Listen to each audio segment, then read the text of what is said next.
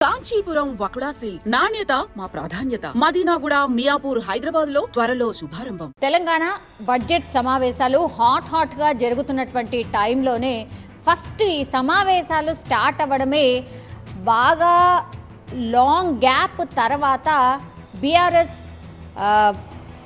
BRS leader అనుకోవచ్చు, BRS owner అనుకోవచ్చు, కేసీఆర్ సభకు రావడం అదొక చర్చనీయాంశంగా మారిపోతే, కేసీఆర్ వచ్చిన రోజే కాంగ్రెస్లో జాయిన్ అయినటువంటి పటాన్చెరు ఎమ్మెల్యే గూడెం మహిపాల్ రెడ్డి ఎవరైతే ఉన్నారో ఆయన కాంట్రవర్సీకి కేర్ ఆఫ్ అడ్రస్గా మారిపోయినటువంటి సిచ్యువేషన్. ఎందుకంటే ఆయన క్యాంప్ ఆఫీస్లోనే ఇప్పటికీ కూడా కేసీఆర్ ఫోటో ఉంది, కానీ ఆయన కాంగ్రెస్ పార్టీకి సంబంధించిన ఎమ్మెల్యేగా రిప్రజెంట్ అవుతున్నారు. ఇదొకటి. దాని తర్వాత ఈరోజు ఆల్ ఆఫ్ సడన్గా ఇప్పుడు బీఆర్ఎస్కి సంబంధించిన నాయకులు కేటీఆర్ అండ్ హరీష్ రావుని ఎమ్మెల్సీ తీన్మార్ మల్లన్న ఈరోజు వాళ్ళ ఛాంబర్లో కలవడం ఇప్పుడు చర్చనీయాంశంగా మారిపోయినటువంటి సిచ్యువేషన్. బడ్జెట్ సమావేశాలు ఒకవైపు హాట్గా జరుగుతున్నాయి, ఎందుకంటే బీఆర్ఎస్ వర్సెస్ కాంగ్రెస్ పార్టీగా మారిపోయినటువంటి సిచ్యువేషన్. ఎందుకంటే పూర్తిగా పర్సనల్ ఎలిగేషన్స్ కూడా చేసుకుంటున్నారు. గతంలో మీరు ఏం చేశారు అంటే మీరు ఇప్పుడు ఏం చేశారు అన్నటువంటి మాటల యుద్ధం ఒకవైపు నడుస్తున్నటువంటి టైంలోనే ఇప్పుడు తీన్మార్ మల్లన్న బీఆర్ఎస్కి సంబంధించిన నాయకులను కలవడం ఏంటి అనేది కూడా చర్చనీయాంశంగా మారిపోయింది. రాజకీయాల్లో శాశ్వత మిత్రులు శత్రువులు ఎవరు ఉండరు అనే దానికి ఉదాహరణగా అనేటువంటిది ఒకటి మాట్లాడుతున్నారు. కొన్ని రోజుల క్రితం నుంచి మనం చూస్తూ ఉన్నాం, ఎప్పుడైతే కాంగ్రెస్ పార్టీ బహిష్కరించిందో, కాంగ్రెస్ పార్టీ తీన్మార్ మల్లన్న మీద వేటు వేసిందో అప్పటి నుంచి కూడా ఆయన బీసీ వాయిస్ని ఇంకా కొంత గట్టిగా వినిపిస్తున్నారు. గతంలో అయితే బీఆర్ఎస్ మీద ఒకలాంటి పోరాటమే చేసిండ్రు.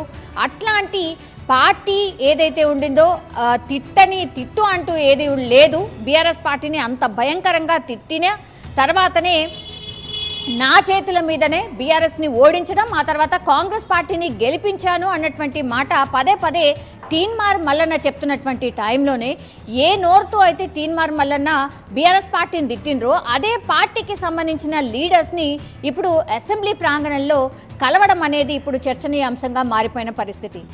తీన్మార్ మల్లన్న ఎందుకు బహిష్కరించబడ్డాడు అందరికీ తెలిసిందే. కులగణన ఎప్పుడైతే కాంగ్రెస్ పార్టీ చేసిందో కులగణనకు సంబంధించిన పత్రాల్ని ఇవంతా ఫేక్, బీసీకి సంబంధించిన లెక్క తప్పు, పూర్తిగా ఓసీకి సంబంధించిన లెక్కని ఎక్కువ చూపిస్తూ బీసీకి సంబంధించిన లెక్కను తక్కువ చూపించారు. కులగణన పూర్తిగా ఫేక్ అంటూ ఆయన పూర్తిగా కులగణనకు సంబంధించిన పత్రాలని కాల్ చేయడం జరిగింది. అట్లాగే బీసీకి సంబంధించిన నాయకులు ఎవరైతే ఉన్నారో వాళ్ళందరికీ కూడా పిలుపునిచ్చారు, ఇది కులగణన వేస్ట్ కులగణన, మీరు కూడా వీటిని చించేయండి, కాల్ చేయండి అన్నటువంటి పిలుపునిచ్చిన నేపథ్యంలో మొన్న మీనాక్షి నటరాజన్ ఇప్పుడు కాంగ్రెస్ పార్టీ కొత్త ఇన్ఛార్జ్, ఆమె వచ్చిన వెంటనే ఇప్పుడు తీన్మార్ మల్లన్న ఎవరైతే కాంగ్రెస్కి సంబంధించిన ఎమ్మెల్సీ ఎవరైతే ఉండనో ఆయన మీద వేటు పడింది. ఒక రకంగా కాంగ్రెస్ పార్టీలో ఎవరైతే వాయిస్ అంటే పార్టీకి వ్యతిరేకంగా వినిపిస్తారో వాళ్ళ మీద ఇట్లాగే వేటు వేయబోతున్నాం అనే సంకేతాలు ఇచ్చినటువంటి సిచ్యువేషన్ అయితే కనిపిస్తోంది. ఇప్పుడు ఏకంగా బీఆర్ఎస్ పార్టీకి సంబంధించిన నాయకులని తీన్మార్ మల్లన్న కలవడం ఏంటి అనేది అతిపెద్ద చర్చ. ఈరోజు అసెంబ్లీ సమావేశాల్లో బీసీకి సంబంధించిన బిల్ ముందుకు రాబోతోంది. సో దీనికి మద్దతు ఇవ్వాలంటూ ఆయన బీఆర్ఎస్కి పార్టీకి సంబంధించిన కేటీఆర్ అట్లాగే హరీష్ రావుని కలిసినట్టుగా చెప్తున్నారు. రేవంత్ రెడ్డికి వ్యతిరేకంగా మీరు నాకు మద్దతు పలకాలి అనేటువంటి రిక్వెస్ట్తోని వాళ్ళిద్దరు నాయకులని కలిసినట్టుగా చెప్తున్నారు.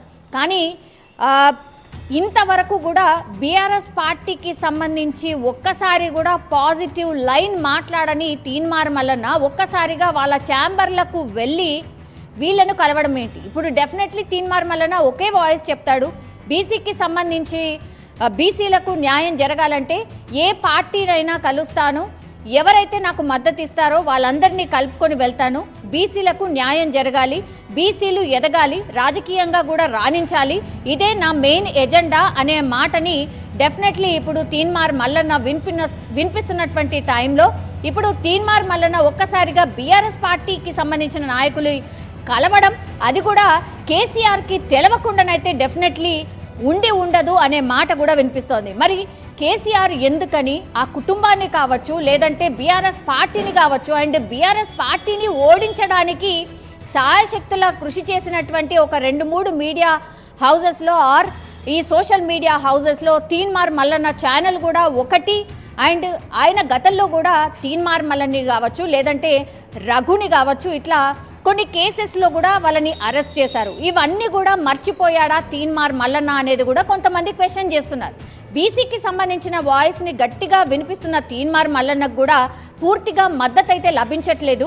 ఎందుకంటే బీసీ సభ ఎప్పుడైతే నల్గొండలో పెట్టాడో ఒక వర్గాన్ని పూర్తిగా కించపరుస్తూ అన్పార్లమెంటరీ లాంగ్వేజ్ మాట్లాడుతూ అత్యంత దారుణంగా ఒక రాజకీయ నాయకుడిగా ఉంటూ కూడా ఇట్లాంటి లాంగ్వేజ్ ఎవరు వాడకూడనటువంటి లాంగ్వేజ్ వాడినప్పటికీ కూడా ఇప్పుడు బీఆర్ఎస్ నాయకులు మరి ఎందుకని తీన్మార్ మల్లన్నని మీట్ అయ్యారు, ఇది కూడా ఒక క్వశ్చన్ అయితే రైజ్ అవుతున్న పరిస్థితి అయితే కనిపిస్తోంది. డెఫినెట్లీ దీనికి సంబంధించి కూడా కౌంటర్లు ఈరోజు చూసే అవకాశం అయితే కనిపిస్తుంది. ఎందుకంటే చాలా తొందరగా ఇట్లాంటి వార్తలు చేరిపోతూ ఉంటాయి సోషల్ మీడియా ద్వారా అనుకోండి, లేదంటే అసెంబ్లీ లాబీలోనే జరిగింది ఇది.